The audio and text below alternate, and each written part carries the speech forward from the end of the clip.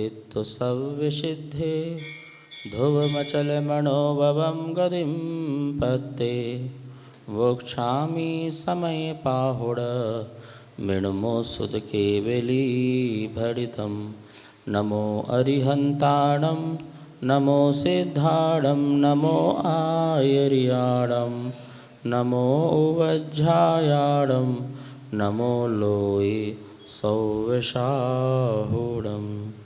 आचार्य कुंद देव द्वारा यह लिखा गया है।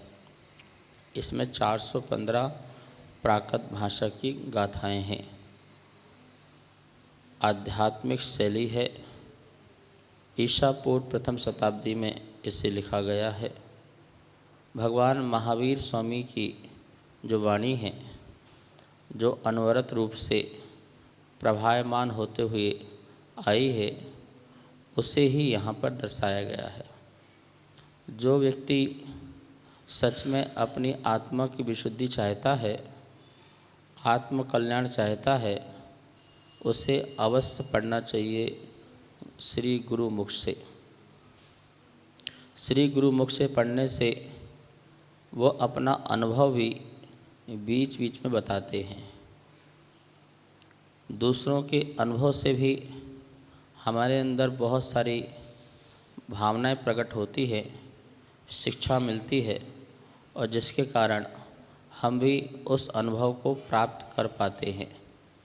स्वानुभूति तो अपनी होती है, पर जिन्होंने उस स्व की अनुभूति की है, उनका मार्गदर्शन मिलता है, तो फिर हमको भी वह प्रकट होने में सुलभता होती है। कल अपन ने देखा था कि जो कर्म प्रगति के स्वभाव में स्थित हो जाता है, वह कर्म के फलों को भोगता है, और जो अपनी आत्मा के स्वभाव में स्थित हो जाता है, वह कर्म के फलों को भोगता नहीं है, अपितु मात्र उसे जानता है। जैसे संसार में अपरिचित व्यक्ति के जीवन में कुछ भी घटता है तो हम उसे भोगते नहीं हैं, हम उसे सिर्फ जानते हैं।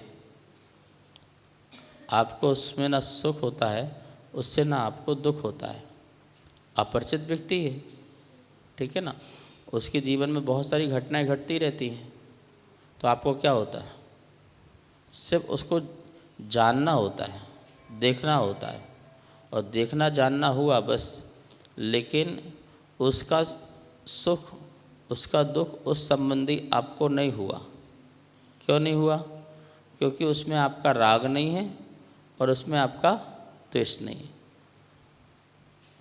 पड़ोसी की गाड़ी को में एक्सीडेंट हो जाए तो क्या है, ना उससे आपका राग है, ना आपको उससे द्वेष है।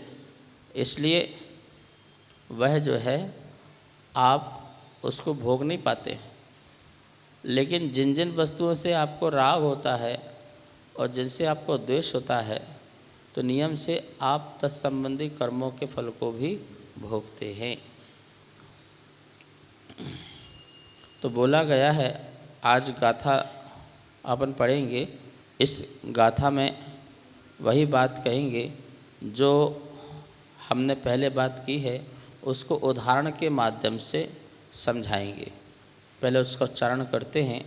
ना मोयदी पैडी मवभो सुट्ठुवी अज्झाई दूण सत्थाणी गुणदुद्धम पी पिबंता ना पण्या निविसा होन्ति निव्येय समावन्नो नाणी कम्मफलम वियाणेदि महुरम कड़ुअम बहु विहि मवेयो तेण सो होई नामो यदि पयड़ी मवभो सुट्ठो भी अज्झाई दूण सताणी गुड़ दुद्धम पी पिबंता ना पण्या निविसा होन्ति निव्येय समावर्णो नाणिकम फलम वियाणेदि महुरम कड़ुअम बहुभिः मवेययो तेन सोई।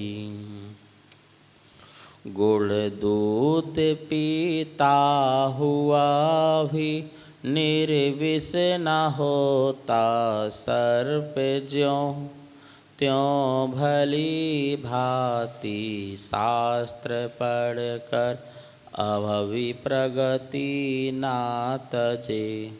निर्वेद से संपन्न ज्ञानी मधुर कड़वे नेके विध वे जानते हैं कर्म फल को हैं अवेदक इसलिए। सुट्टु भी भली भांति अज्झाई दूण सत्ताणी शास्त्रों का अध्ययन करके भी अभव जीव पैडी मभ्यो प्रगति के स्वभाव को नाम यदि नहीं छोड़ता। गुड़ दुद्धम गुड़ मिश्रित दूध पिबंता पीते हुए पी भी ना पण्या सर्प नहीं निविषा होती निर्विष नहीं होते हैं।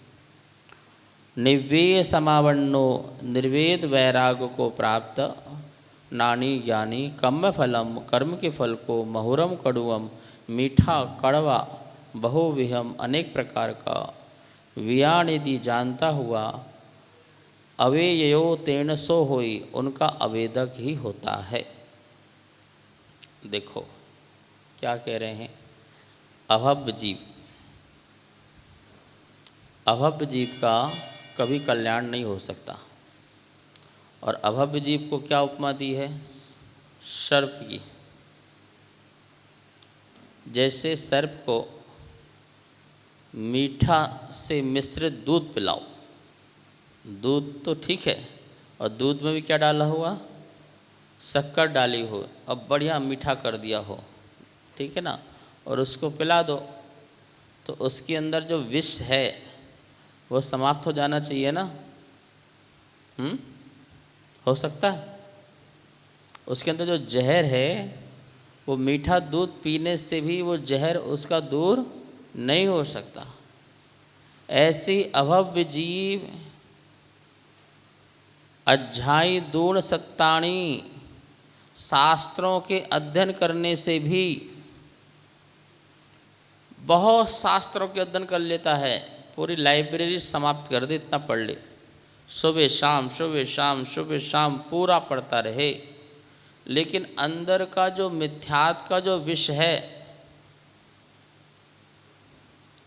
जो उसके अंदर वस्तु स्वरूप के प्रति गलत धारणा बनी हुई है, विपरीत धारणा बनी हुई है, संशयात्मक धारणा बनी हुई है, अनद्वसाय उसके अंदर जो चल रहा है, जिसके कारण वह मिथ्यात्व के विष का वपन नहीं कर पाता, उल्टी नहीं कर पाता, छोड़ नहीं पाता इतने शास्त्रों को पढ़ने के बाद।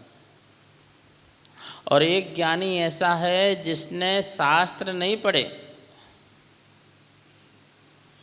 सिर्फ वैराग्य भावना आया है, वैराग्य से पूर्ण है, मैं कौन हूँ ये पता है, और मैं शरीर नहीं हूँ, और संसार का परमाणु मात्र भी मेरा नहीं है, मैं एकत्व हूँ, अहमेको खलु शुद्धो, मैं एक और शुद्ध परम आत्मा हूँ। बस इतना सा उसको ज्ञान है और उसी का वो अनुभव करता है। तो कह रहे वो अनेक प्रकार के कड़वे मीठे कर्मों के फलों को क्या करता है, वेदक नहीं है, उनको मात्र जानता है, जानता है, वो उनको भोगता नहीं। ये स्थिति वैरागी की है, ये स्थिति ज्ञानी की है कि ज्ञानी उनका अवेययो तेन सो होई, उनका अवेदक होता है, वेदक नहीं होता है, वो उनको भोगता नहीं। सोचो आप, हम इस विषय में कैसे समझें, कैसे जानें कि हम उसके आवेदक होते हैं।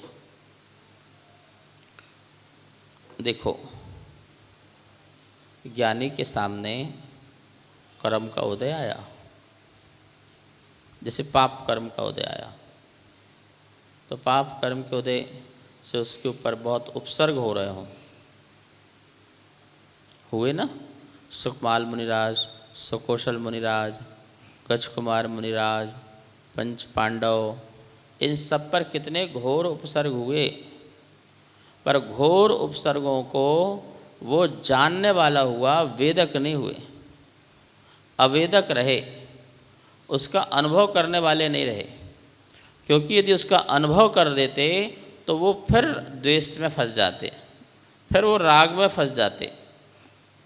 लेकिन वीतराग परिणाम होने के कारण उनमें किसी प्रकार का कोई फर्क नहीं पड़ा।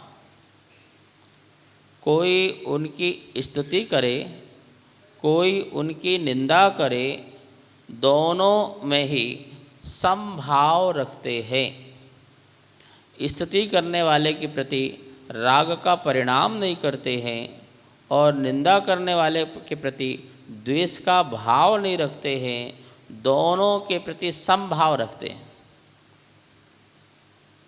राजा सैनिक ने उपसर्ग किया तो क्या करना चाहिए था? और जब उनका ध्यान टूटा और आंखें खोली, धर्म वृद्धि रस्तु, कल्याण हो तुम्हारा। अरे मुनिराज, हमने आप पर घोर उपसर्ग किया है, हमने आपको इतना घोर उपसर्ग किया और आप हम पर धर्म वृद्धि रस्तु का आशीर्वाद दे रहे हैं। तो बोले, तुमने उपसर्ग कहाँ किया? अरे हमने आप पर इतना मरा हुआ सर्प डाल दिया आपके ऊपर और आप कह रहे हैं कि घोर उपसर्ग नहीं किया। हाँ, आपने उपसर्ग किए ही नहीं, क्योंकि मैंने उस उपसर्ग का वेदन ही नहीं किया, वेदन नहीं किया। यदि वेदन करता तो उसके लिए मुझे विकल्प लाना पड़ता, लेकिन मैं विकल्प ही नहीं लाया। अपने आत्मा को इस शरीर से भिन्न स्वरूप में रखा, उसका अनुभव किया, इसलिए मैं उसका अवेदक रहा, मैं वेदक नहीं बना। भव्य जीव का कल्याण और अभव्य का कल्याण नहीं है। क्या बात कही यहाँ पर कि लाखों करोड़ों ग्रंथों को पढ़ने के बाद भी अभव्य जीव का कल्याण नहीं होता है। जैसे मिश्री से मिश्रित दूध पिलाने से सर्प का विष दूर नहीं होता है, वो जहरीला ही होता है, जब भी काटेगा जहर ही छोड़ेगा। ऐसे ही वह शास्त्रों को पढ़ने के बाद भी उसके अंदर जो मिथ्यात्व का जो विष भरा हुआ है, वो विष छूटता नहीं है। सोचो, अपनी भव्यता पर इतराओ। हम अभव्य न हुए न हो, हम भव्य थे, भव्य रहे। भव्य जीव तो कभी न कभी तर ही जाएगा, कभी न कभी उसको अपने शुद्ध स्वरूप की अनुभूति हो ही जाएगी। यहाँ पर इन दोनों गाथाओं के माध्यम से हमें प्रेरणा दी जा रही है कि भाई, ज्ञान बहुत ज़्यादा हो तभी कल्याण होगा, ऐसा नहीं है। अल्प ज्ञान में भी कल्याण हो सकता है, यदि वो अल्प ज्ञान वैराग्य के साथ हो तो। वैराग्य के साथ नहीं है तो वो अल्प ज्ञान भी या बहुत ज्ञान भी कल्याण का कारण नहीं बनता। इसलिए जब किसी को वैराग्य उत्पन्न होता है, तो उस समय दिया हुआ थोड़ा सा भी ज्ञान जो है उसको आत्म कल्याण में कारण बन जाता है। अब वैराग है ही नहीं है। वैराग्य मतलब संसार, शरीर और भोग इनके प्रति संभाव प्रकट होना, इसका नाम वैराग्य है। किसके प्रति? संसार के प्रति। जो संसार है, चतुर्गति हैं, उनके प्रति संभाव रखना, किसी को अच्छा और किसी को बुरा नहीं रखना। हम तो अच्छे हैं, ये बुरे हैं, ये गति अच्छी है, वो गति बुरी है, नहीं। समस्त संसार के प्रति संभाव रखना। शरीर के प्रति संभाव रखना। शरीर जो हमें प्राप्त हुआ है, वो शरीर भी उसकी सुंदरता पर, असुंदरता पर, रोगता पर, निरोगता पर, हर स्थिति में उसके प्रति भी संभाव परिणाम रखना। और भोग जो भी हमारे इंद्रियों के लिए उपयोग चीज़ है, उनके प्रति भी संभाव रखना। देखो 3 चीज़ बताई, संसार, शरीर और भोग। संसार कौन है तुम्हारा? तुम्हारा परिवार ही तुम्हारा संसार है, बस ये ध्यान रखो। आपको किसी और संसार के प्रति विषम भाव नहीं आते।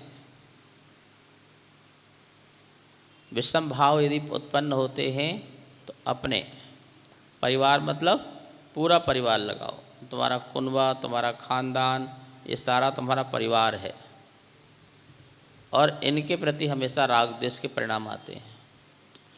परिचित व्यक्ति के प्रति ही विषम भाव आते हैं, अपरिचित व्यक्ति के प्रति कभी भी नहीं आते हैं। अपरिचित व्यक्ति आपको कुछ बोल दे तो आप उसको ज़्यादा लेते नहीं हो दिमाग में। अपरिचित व्यक्ति कुछ बोल भी नहीं रहा, तब भी सोच रहे हो कि वो क्या सोच रहा, वो क्या बोलेगा। मैं उसे जानता हूँ, नस नस से वाकिफ़ हूँ, मुझे पता है उसके बारे में, मुझे जानता हूँ अंदर क्या सोच रहा होगा।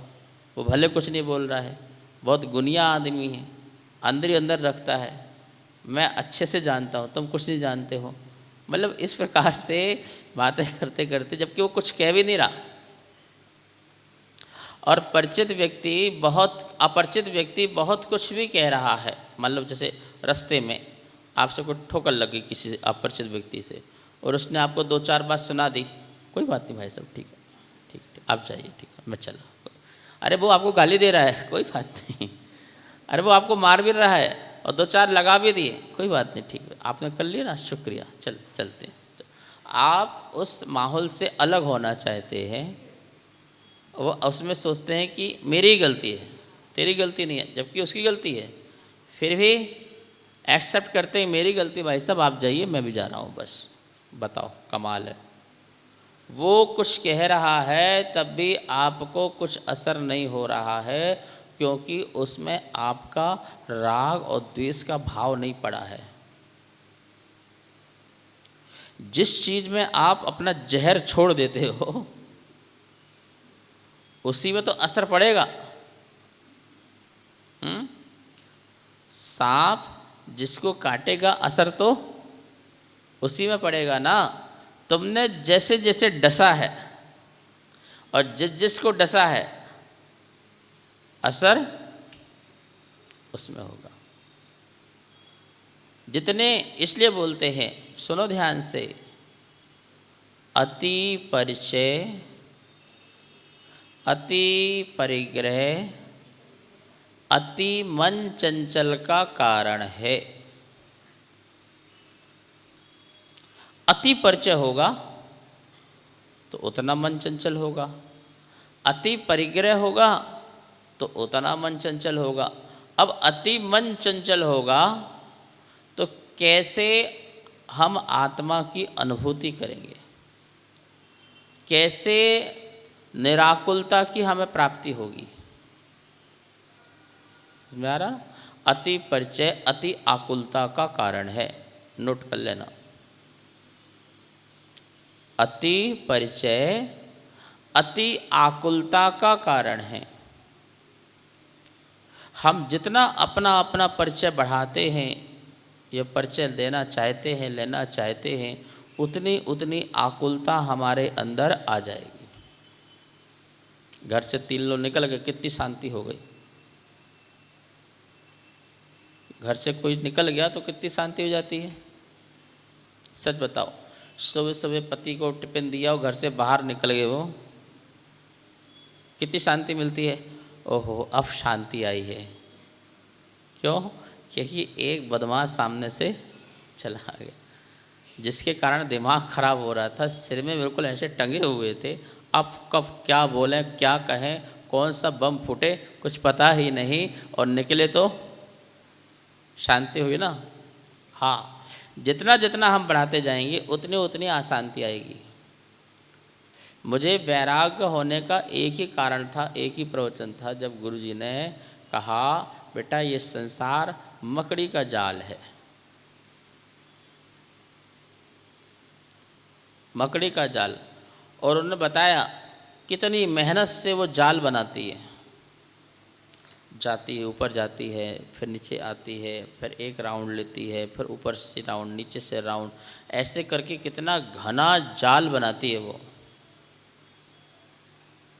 और उसका उद्देश्य जाल का मात्र यही होता है कि इसमें कीड़े मकोड़े आकर के फंस जाएं, मेरे जाल में फंस जाएं और मैं अपना पेट तृप्त करूं।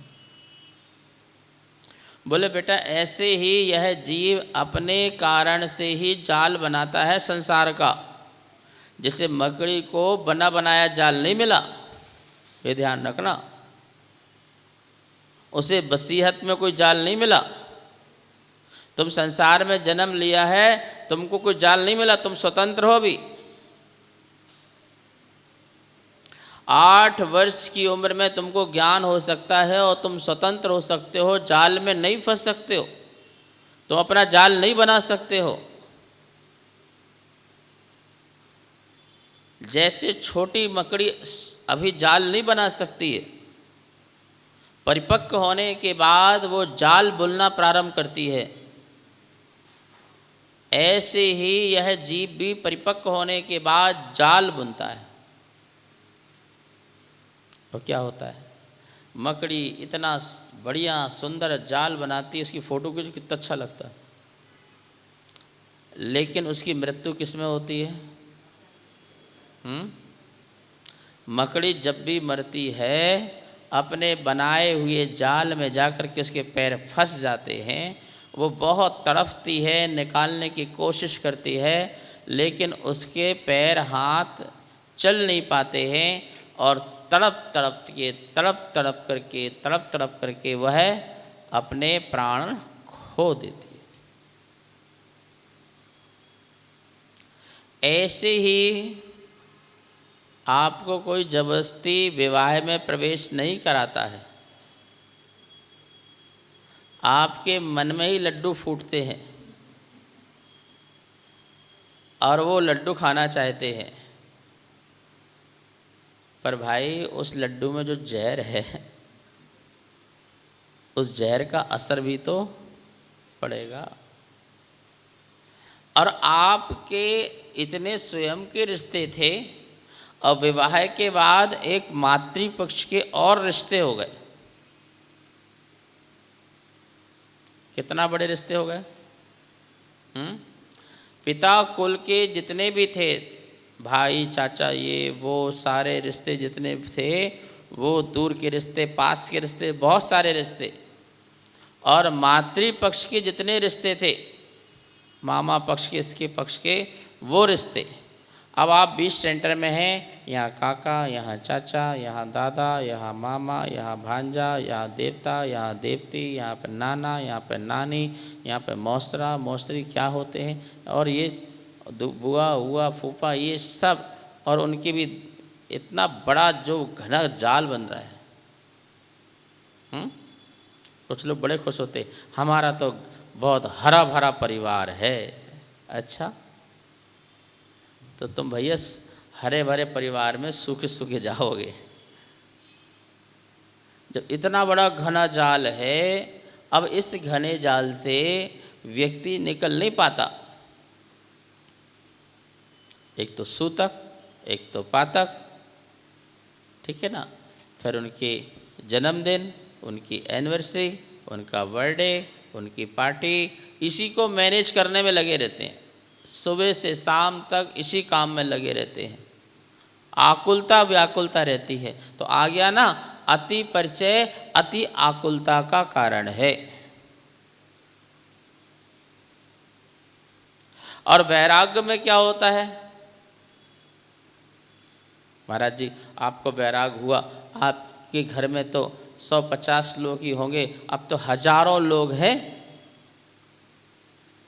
भाई, हजारों लोग होते हुए भी उनके प्रति परिणाम दूसरा है। दूसरा है क्यों? क्योंकि ये सब अपरिचित लोग हैं, इनसे बात करने में कोई प्रॉब्लम नहीं है। नहीं, क्या बात कर रहे, बहुत परिचय आपका हो गया।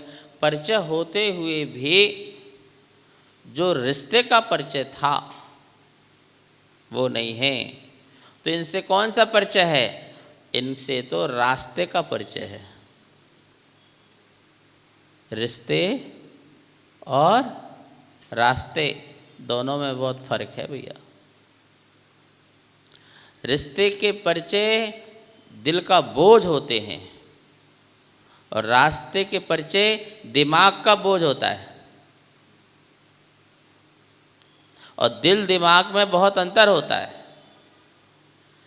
दिल का बोझ उतारना हंसी खेल नहीं है। दिमाग का बोझ तो आया और गया, एक झटके में उतर जाता है। लेकिन जो दिल में बोझ है वो इतना बड़ा बोझ हो जाता है कि व्यक्ति मरते मरते भी उतार नहीं पाता। तो बोलो, दिल के रिश्ते बनाना है कि दिमाग के रिश्ते बनाने हैं? दिमाग के रिश्ते हैं। चलो ठीक है, आप धर्मात्मा हैं, आप अच्छे हैं, आप अच्छे करते हैं, आपकी अनुमोदना है, बहुत बढ़िया है, फर्स्ट क्लास है, ऐसे करके उनको और धर्म में लगाना। लेकिन इनके बिना मेरा काम नहीं चलेगा, ऐसा तो कुछ नहीं है ना। कितनी कितनी लंबी लंबी यात्रा करके आ जाते हैं और चले जाते हैं, कहाँ कहाँ निकल जाते हैं। कौन आता है बताओ? है भारत मंडप में प्रोग्राम किया था, 50,000 लोग थे। अब सामने बैठे 50 नहीं है, तो क्या करें? रोएं पीटें, क्या करें? ठीक है, वो अपना काम कर गए, हम अपना काम कर रहे। बात समझ में आई ना? जो घुमक्कड़ होगा वो भुलक्कड़ होगा। क्या होगा? जो बहुत घुमक्कड़ होगा वो भुलक्कड़ होगा, पीछे का भूल जाएगा। और साधु क्या होते हैं? घुमक्कड़ ही घूम ढूंढते हैं और पीछे का भूलते हैं।